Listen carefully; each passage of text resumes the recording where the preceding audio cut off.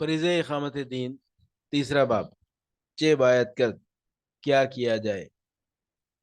فرض کی پکار۔ اگر ہم یہ پسند نہیں کرتے کہ ہماری موجودہ حالت جو کہ تو برقرار رہے اور ہم پر خود اپنے وجود سے دشمنی کرنے کا ایک فرض ناشناس گروہ ہونے کا جو واقعی الزام لگ چکا ہے، وہ نہ خلق کے سامنے سے دور ہو نہ خدا کے سامنے،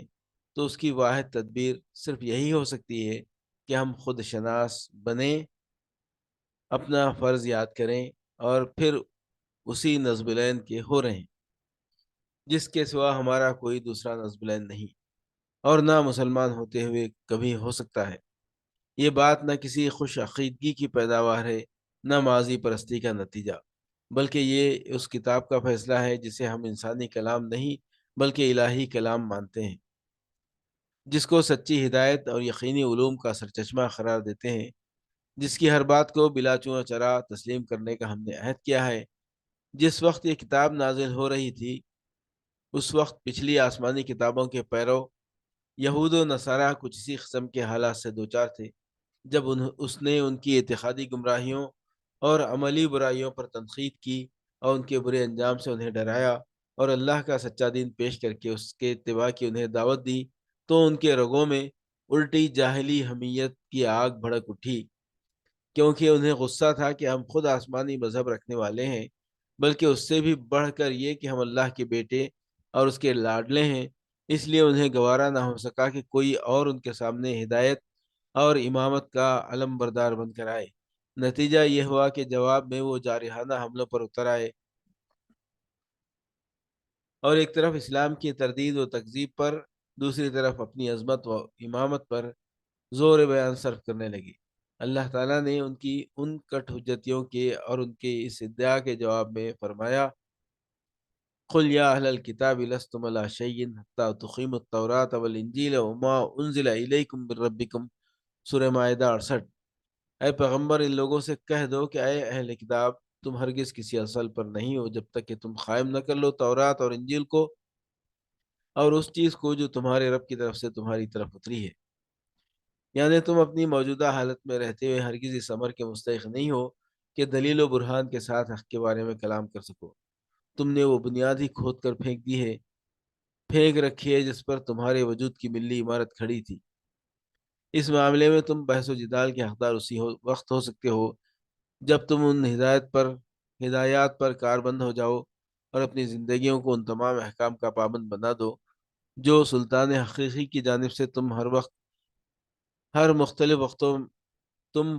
مختلف وقتوں میں نازل ہوتے رہے ہیں۔ تم نے کتاب الہی کے جن حصوں کو اپنی دنیا عمل سے خارج کر رکھا ہے ان کو اثر نو نافذ کر لو۔ جن صداقتوں کا تمہیں علم دیا گیا تھا ان کی حفاظت اور برملا اشاعت کا بھولا ہوا فریضہ یاد کر لو، اور تمہاری زندگی کا جو مقصد ٹھہرایا گیا تھا اسے پھر اپنا لو۔ اب غور کیجئے، اسی فیصلے قرآنی کی روشنی میں خود اپنے معاملے پر امت مسلمہ کی اتباع کی عملی حالت بھی جب یہی ہے کہ کتاب الہی کا ایک حصہ صرف برکت تلاوت کے لیے رہ گیا ہے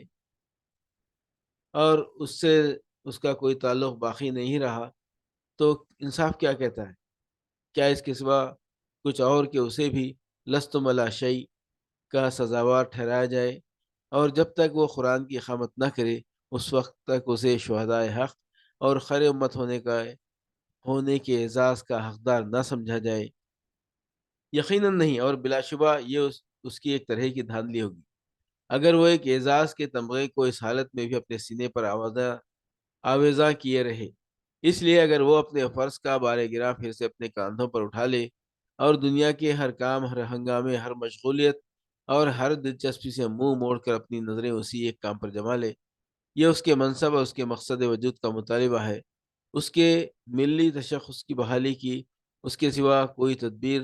ہی نہیں کہ وہ اس مطالبے کے آگے سر جھکا دے۔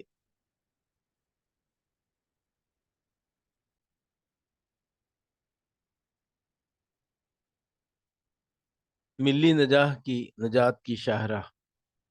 اسی طرح اس امت کے لیے دنیاوی عزت و اقبال کی بازیافت کی راہ بھی اس کے سوا کوئی دوسری نہیں، جس کا ناقابل انکار ثبوت قرآن مجید کا وہ ارشاد ہے، جو اس نے ذلت و مسکنت کے مارے ہوئے بنی اسرائیل کے بارے میں فرمایا تھا، وَلَوْ أَنَّ أَهْلَ الْكِتَابِ آمَنُوا وَاتَّقَوْا لَكَفَّرْنَا عَنْهُمْ سَيِّئَاتِهِمْ وَلَأُدْخِلَنَّاهُمْ وَلَأُدْخِلْنَاهُمْ وَلَوْ أَنَّ أَهْلَ الْكِتَابِ آمَنُوا وَاتَّقَوْا لَكَفَّرْنَا عَنْهُمْ سَيِّئَاتِهِمْ وَلَأَدْخَلْنَاهُمْ جنات النعيم ولو أنهم أقاموا التوراة والإنجيل وما أنزل إليهم من ربهم لأكلوا من فوقهم ومن تحت أرجلهم۔ سورہ مائدہ آیت 65-66۔ اگر اہل کتاب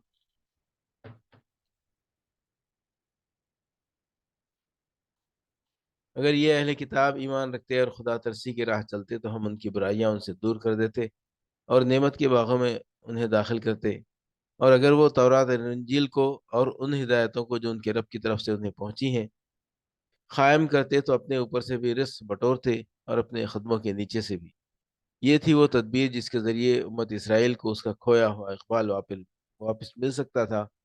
اس ارشاد قرآنی کی روشنی میں امت مسلمہ کا معاملہ بھی کچھ مشکل نہیں رہ جاتا۔ مرض کی یکسانی چاہتی ہے کہ علاج بھی ایک ہی ہو۔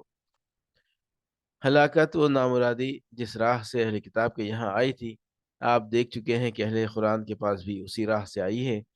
اس لیے کھلی بات ہے کہ اس سے نجات بھی اسی طریقے سے مل سکتی تھی جس کی اہل کتاب کو تلقین کی گئی تھی۔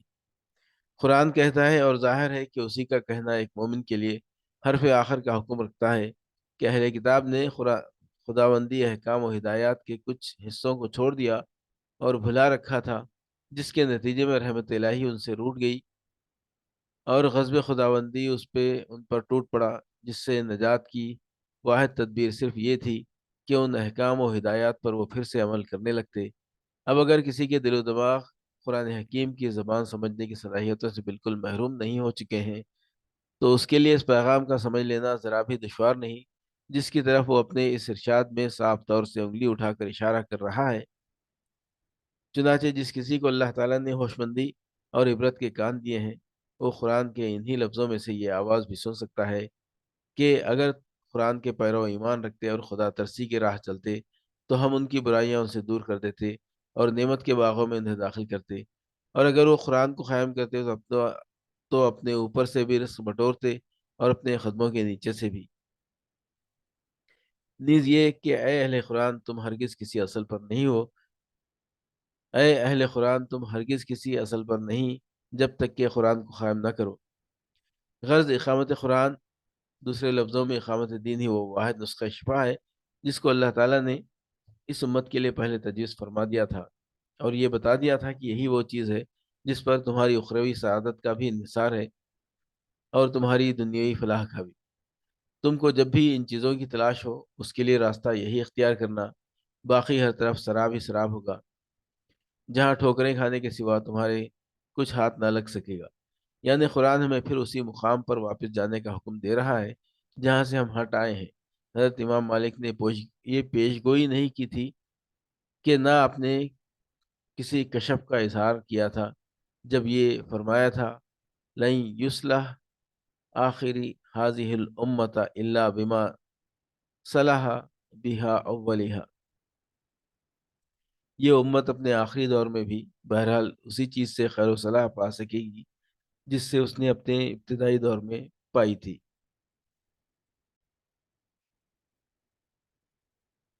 بلکہ یہ ایک روشن حقیقت تھی جس کا ان کے مومنانہ بصیرت نے پورے تیقن سے ادراک کیا اور جس کے سوا کسی صاحب ایمان کے ذہن میں کوئی دوسری بات آ ہی نہیں سکتی۔ جہاں تک اصلاح دین کا تعلق ہے اس کے اتباع دین کے سوا اور کوئی ذریعہ تصور ہی میں نہیں آ سکتا۔ کھلی بات ہے کہ دینی سدھار دین ہی کے اپنانے سے ہو سکتا ہے۔ رہ گئی امت کی دینی اصلاح تو یہ بھی اس کے شہادت حق کے منصب پر فائز جماعت ہونے کے باعث اسی دین سے وابستہ ہے، کیونکہ اسے جو عروج و اقبال بھی بخشا گیا تھا وہ سب اسی نصب العین سے وفاداری کا صلہ تھا، اور اس سے اللہ تعالیٰ نے فتح و نصرت کے جتنے وعدے کیے تھے وہ سب اسی اقامت دین کی شرط سے مشروط تھے۔ چنانچہ جب مسلمانوں کو یہ بشارت دی گئی کہ تم بھی سربلند ہوگے اور تمہارے مقابلے میں تمہارے دشمنوں کا انجام محکومیت ہوگا، انتم الاعلون، تو اسی کے ساتھ ان کنتم مومنین کی شرط بھی لگا دی تھی۔ ظاہر ہے کہ یہ مشروط وعدہ کوئی وقتی اور خصوصی وعدہ نہیں تھا، بلکہ ایک ابدی اور اصولی وعدہ تھا۔ احادیث سے تو یہاں تک معلوم ہے کہ خود اس امت کے اندر بھی خاص طور پر وہی گروہ اس کے اعزاز و اقبال کا نمائندہ اور علم بردار ہوگا جو اقامت دین کے فریضے کو پورا کر رہا ہوگا۔ نبی صلی اللہ علیہ وسلم فرماتے ہیں، ان هذا الامر فی قریش الا یوادیہم لا یوادیہم احدا الا کبت اللہ علی وجہ ما قام الدین، بخاری حوالہ مشکاہ۔ بلا شبہ یہ خلافت اس وقت تک قریش میں رہے گی جب تک وہ دین کو قائم رکھنے کا فریضہ ادا کرتے رہیں گے۔ جو کوئی بھی ان سے عداوت کرے گا، اللہ اس کو اندھا گرا دے گا۔ پچھلی بحثوں کا خلاصہ۔ اب تک کی تمام بحثوں سے چند اصولی نکتے نکھر کر سامنے آ جاتے ہیں۔ ایک یہ کہ اس امت کا مقصد وجود اور نصب العین اللہ کے دین کی اقامت تھا اور ہے۔ دوسرا یہ کہ اس فریضے کو انجام دینے میں اللہ تعالیٰ کی غیبی اعانتیں اس کے شامل حال رہتی ہیں، اور دراصل یہی غیبی اعانتیں تھیں جن کے طفیل و مثالی عزت و اقبال سے سرفراز ہوئی تھی۔ تیسرا یہ کہ اس امت کے عروج و زوال کا اصل انحصار طبعی قوانین اور مادی اسباب و تدابیر پر نہیں ہے، بلکہ اخلاقی قانون پر ہے۔ دوسرے لفظوں میں یہ کہ اس کا عروج اپنے اس فریضے کے بجا لانے پر موقوف ہے جس کے لیے وہ مبعوث کی گئی ہے، اور موقوف بھی اس طرح کہ اگر اس نے اس فرض سے پہلو تہی کی تو دوسری قوموں کی بنسبت وہ اللہ تعالیٰ کے دربار سے دگنی سزا کی مستحق ہوگی۔ چوتھا یہ کہ اس امت کے موجودہ حالات اس بات پر صاف دلالت کرتے ہیں کہ اس نے کتاب اللہ کے ایک بڑے حصے کو عملاً چھوڑ رکھا ہے اور اقامت دین کے فریضے سے غافل ہو گئی ہے۔ پانچواں یہ کہ قرآنی فیصلے کی روح سے اس امت کے لیے فلاح و نجات کا راستہ ہر طرف سے بند ہے، ماں سوا اس ایک راستے کے کہ وہ اپنے فریضے حیات کو پہچان لے اور اللہ کے دین کو اثر نو قائم کر دینے میں تن من دھن سے لگ جائے۔ ورنہ اگر اس نے اس راہ کے سوا کوئی اور راہ اختیار کرنے کی کوشش کی تو اس کی تمام تدبیریں اور کوششیں نہ صرف یہ کہ ضائع ہو جائیں گی، بلکہ وہ اسے اس کے اپنے مقام سے اور دور پھینک دیں گی، اور رہا سہا ملی وقار و اقبال بھی چھین لیں گی۔ وہ دوسری قوموں کے مقابلے میں دین کا سر رشتہ چھوڑ کر کبھی آگے نہیں بڑھ سکتی، اور اگر بظاہر کوئی سربلندی اس کو مل بھی گئی تو وہ غیروں کا عطیہ ہوگی، جس کا وجود بھی غیروں کے رحم و کرم پر ہوگا، اور یہ بجائے خود ایک بڑی ذلت ہے۔